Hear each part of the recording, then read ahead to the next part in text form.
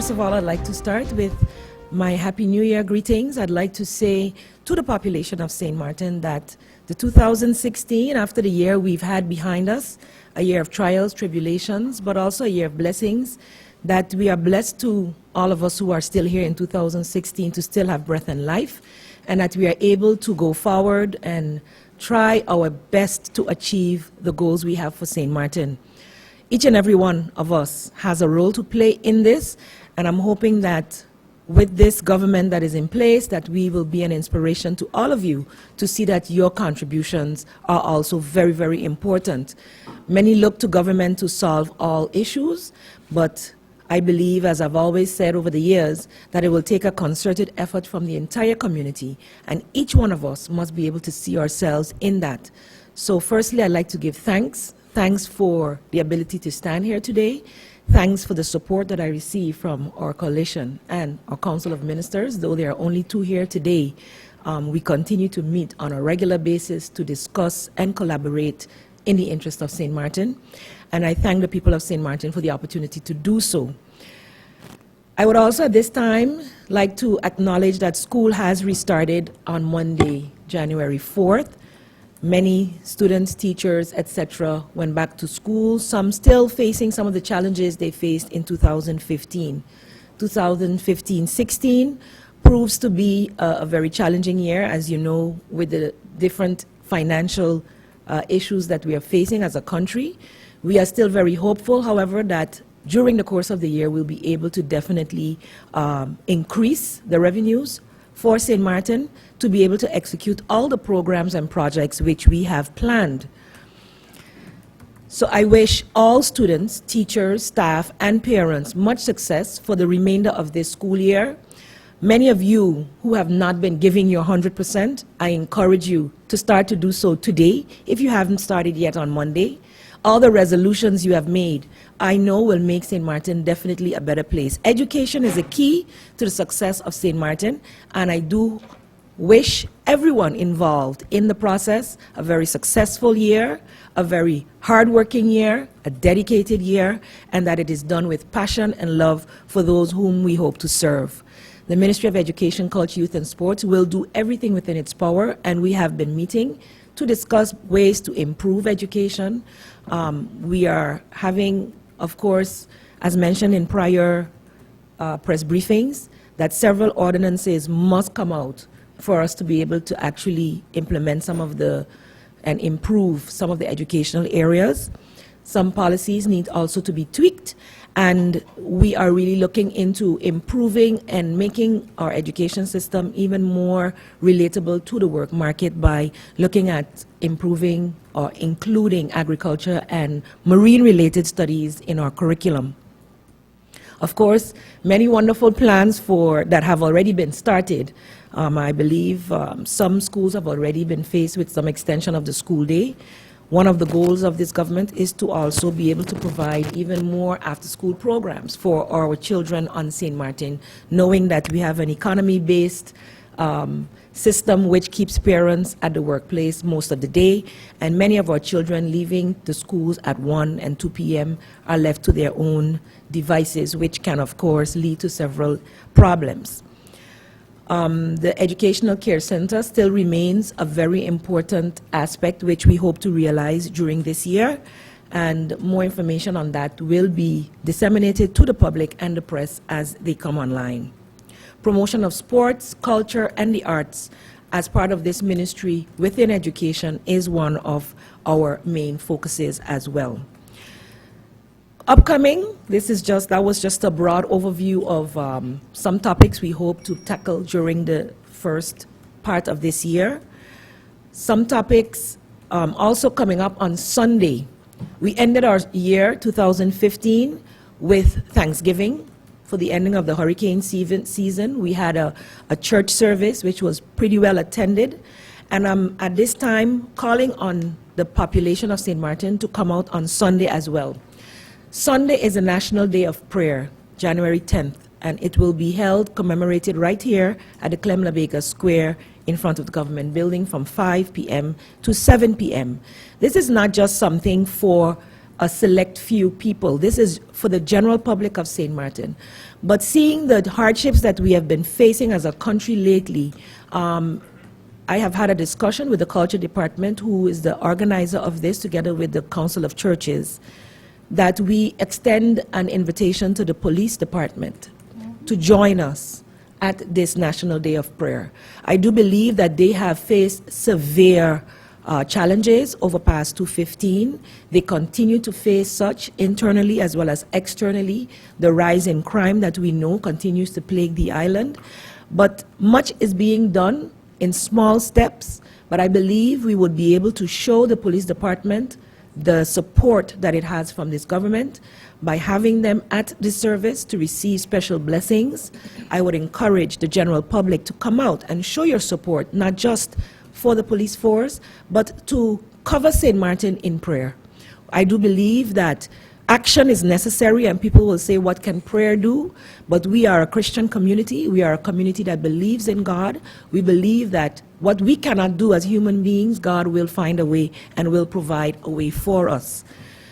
I would like to focus on peace and tranquility, and that this National Day of Prayer, which I must commend government of the past for having established it, for having, we have seen over the centuries that the separation of church and state is something that is more encouraged. But here on St. Martin, our culture prevails, and God remains at the center of the governing of St. Martin. So I would like to reiterate once more the National Day of Prayer that is for us right now an important, very important event that is upcoming, where the United Council of Churches, together with the Culture Department, has set forth a program which will bless the community, and I believe all in attendance will definitely be blessed by it. So the police force has been officially invited. I did sign off on that letter, so I'm hoping they received it. And if they haven't received the official letter, they will have seen and heard this broadcast and know that they are invited to come out in full force to be blessed by this service as we, St. Martin, support them in their efforts to continue to protect and guard us here on St. Martin. I thank you for your attention and await any further questions. Thank you for those opening remarks, Minister. I'd now like to welcome to the lectern Prime Minister, the Honorable William Marlin. Sorry.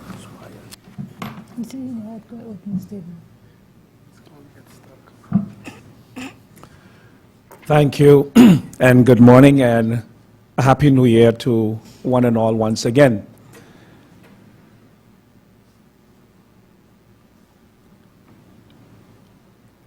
During my New Year's address, I made reference to some of the issues that are priority for this government and will be certainly forming part of the government's action program.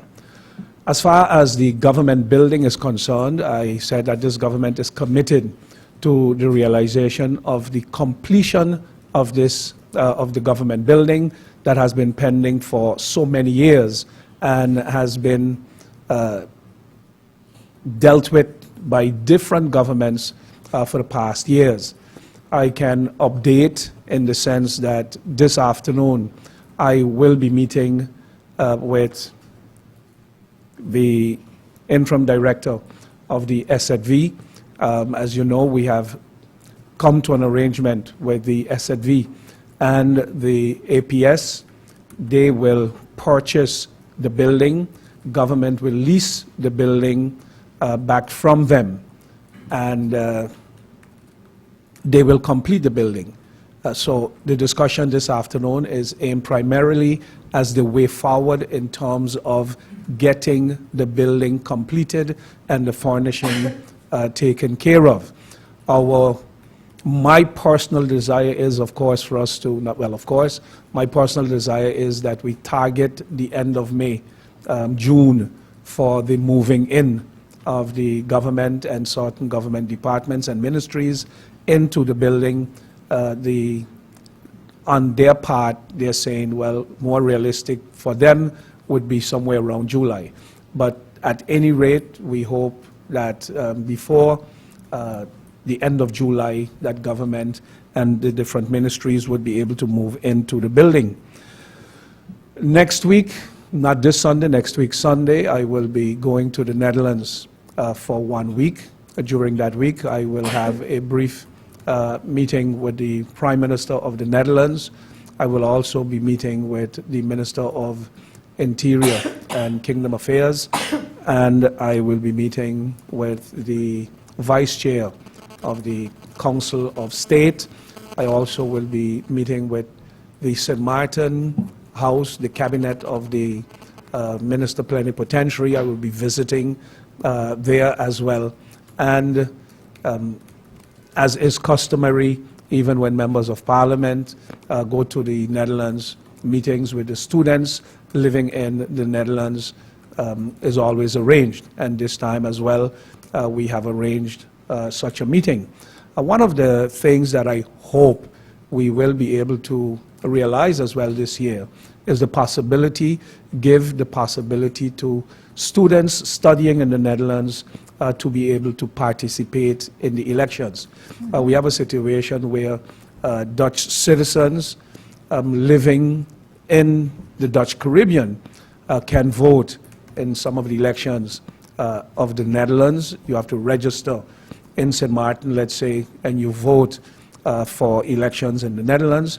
And why I would want to make that special exemption exemption, that special effort for the students in the Netherlands, students who travel to the US, for instance, remain registered in St. Martin. And it is customary for those students to come home and vote when there is an election on St. Martin, while students who go to the Netherlands, they are not allowed to remain in the registry in St. Martin. They have to write out and write in. In the Netherlands, you can't have 2 addresses in the kingdom at the same time. They are deprived of, let's say, their voting rights. These are young men and women preparing to return home. Many of them, fortunately and thank God, do come back after completing their studies, but they are barred for the 5, 6, sometimes 7 years that they stay in the Netherlands from participating in voting. They do, many of them, come home, whether it's for the Christmas or for the summer holidays, but they cannot participate even if an election is held. While they are here on vacation, they are not allowed to participate in the election.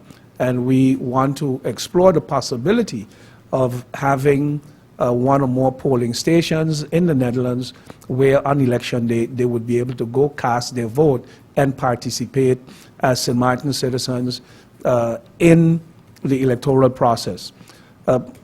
What makes it different to, let's say, other St. Martiners living somewhere else?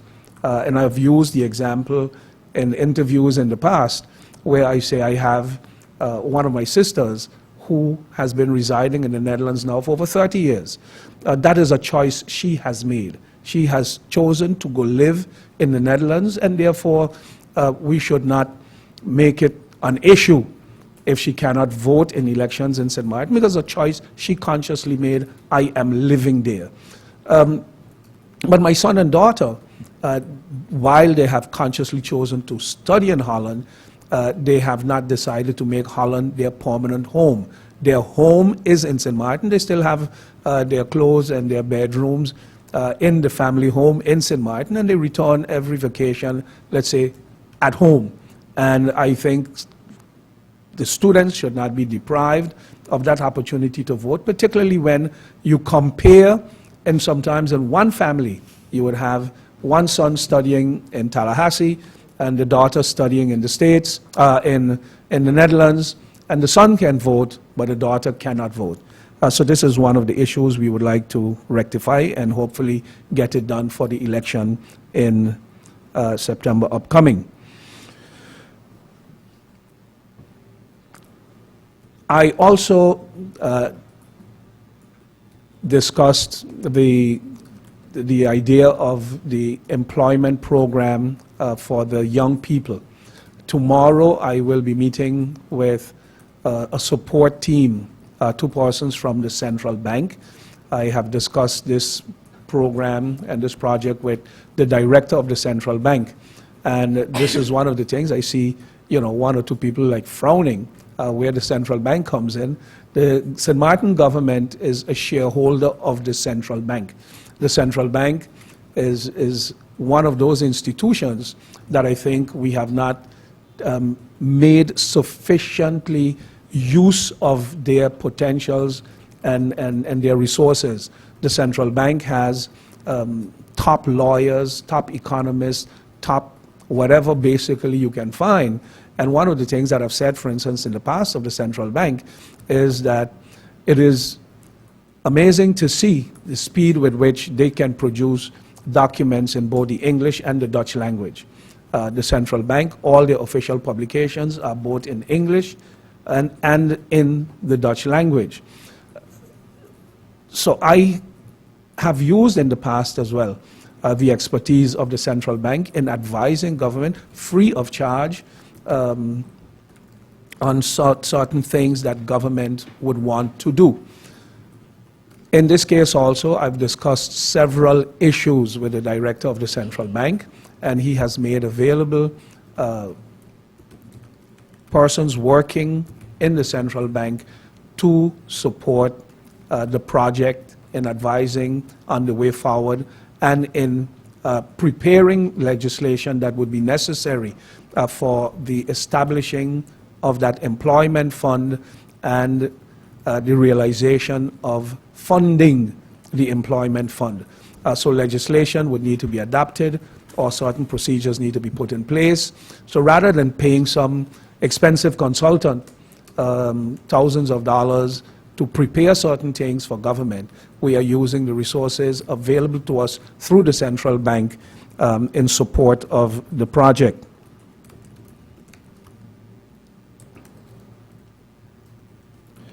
The Committee on Electoral Reform that was established by ministerial decree, they have had their first meeting yesterday, I think it was, and tomorrow, if all goes well, I'm supposed to get the plan of approach that the committee will use in establishing their work schedule and the time frame in which they hope to complete some of the advice. Well, the advice that is to be sent to government. And as you know, I have also laid out some proposals to them, which I believe can help, particularly in the area of the so-called ship jumping.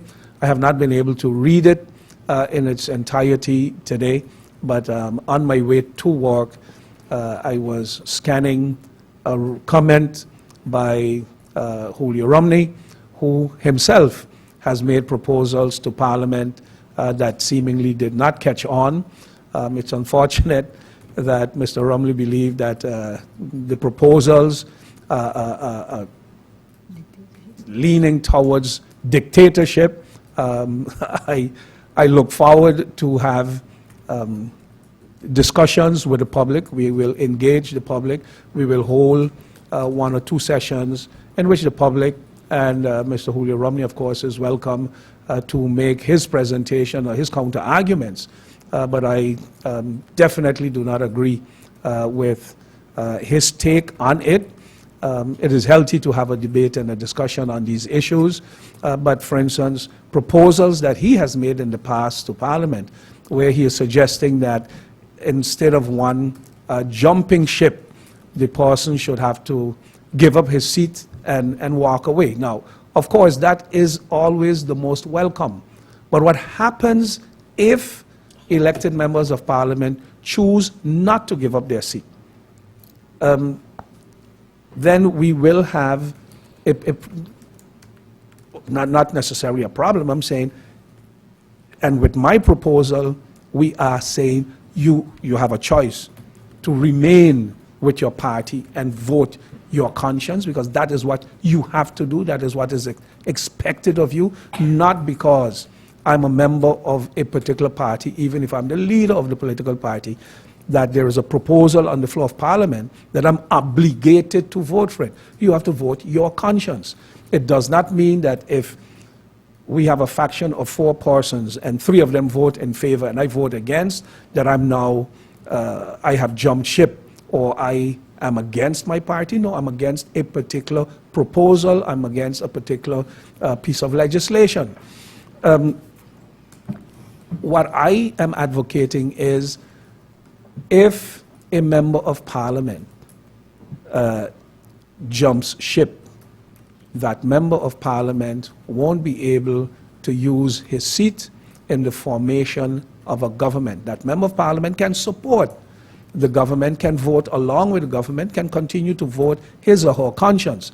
If we take the formation of a government and legislate that it has to take place between political parties, it will severely reduce, if not eliminate altogether, the phenomenon of ship jumping. Even if one leaves, however, the ship jumper will not be rewarded like we have seen throughout the ages. And I want to make one correction, not that I'm defending the person, he's quite capable of defending himself. When Franz Richardson left the National Alliance and became an independent member, he never joined the government, he never did so to support or to form a government. So he chose to leave the National Alliance. He established later on his own party, and that is and was his good right. Following the September 26th election, if anyone wants to leave his or her party for whatever reason that person may have, that remains their good right. But it should not be so that if you have a coalition, whether of 8 or 9 or 10, that you form the coalition, and before you can even have the swearing in of the government, one member decides, I am gone out of here, I've gotten an offer on that side to form a better government, well, a government that gives me more power or more options, so I'm out of here. The reaction to that would be 6 months after that somebody says, you know, I'm crossing over. So we will have this constant crisscrossing, and we can hold an election in September, we can hold it in February, but if we don't fix that problem, we will forever have it.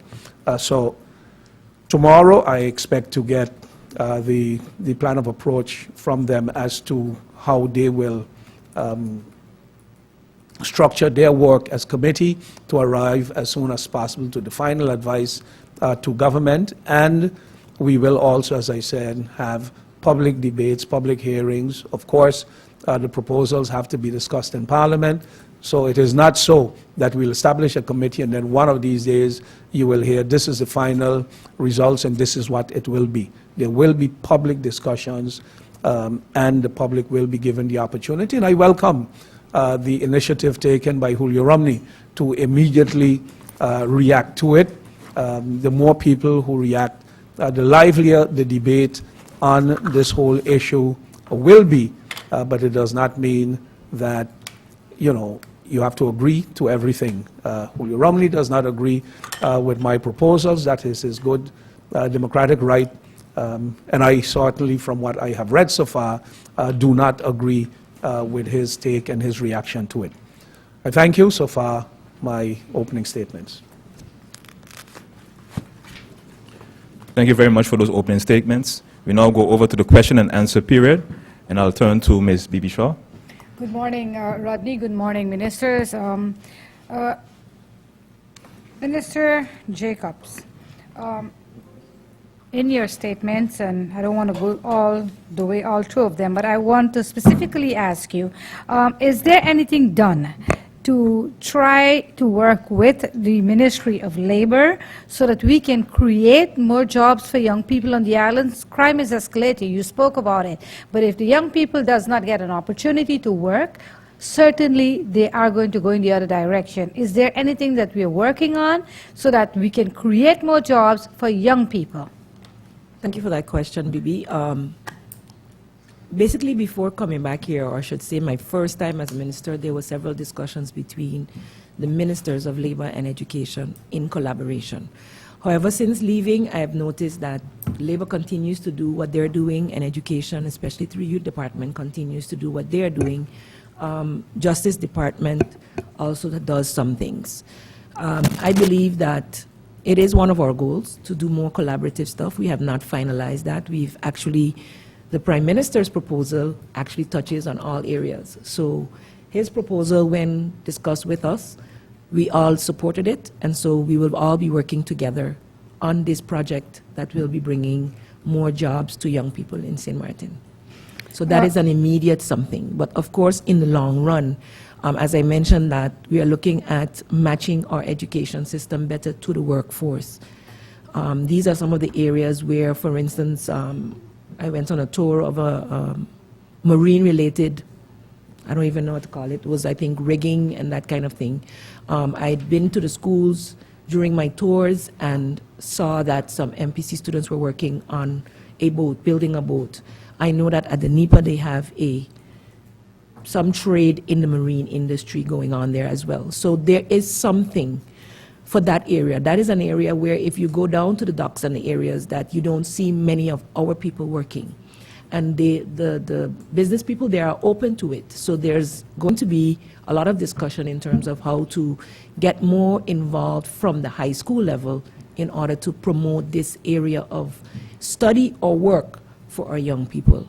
What Prime Minister Marlin mentioned about going into the districts and actually getting the numbers. We have statistics that cite a number in the high 20s, 28, 29% unemployment rate. I've seen even last year that the Labor Department did a job fair even before I left, I believe, or just after I left the ministry the last time. There was one with a security company, and the follow-up and the continuity doesn't happen. So I think we not only need to get these programs done collaboratively, which we are doing, or trying to improve on, because sometimes I believe the civil servants are the ones that do all the work, and I must commend them on what they've been doing thus far. But each group within a different ministry basically has their baby and wants to hold on to it. So the challenge is there to get the ones who actually have to do the work, regardless of changes of ministers and the like, to continue to collaborate. I have seen good collaboration in the Youth Department with VSA and with the Justice Department under the Court of Guardianship on youth issues, on abuse issues, and coming up with a protocol. So I don't think that it's an impossibility. It definitely has our attention and will be a priority moving forward.